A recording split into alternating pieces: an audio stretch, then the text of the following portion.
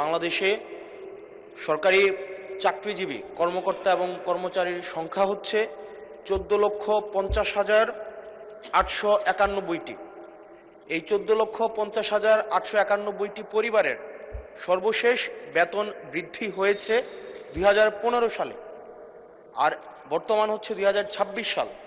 গত 11 বছরে কোনো বেতন বৃদ্ধি হয়নি, অথচ এই 11 বছরে মুদ্রাস্ফীতি 55 থেকে 65% পর্যন্ত বৃদ্ধি হয়েছে।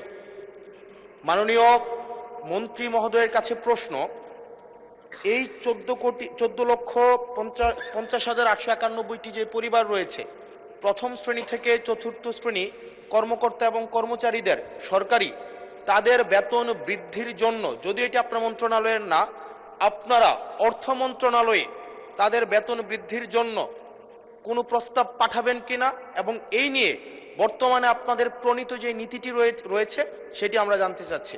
ধন্যবাদ। মাননীয় মন্ত্রী। মাননীয় স্পিকার, ইতিমধ্যেই পে কমিশন গঠিত হয়েছে আমরা জানি।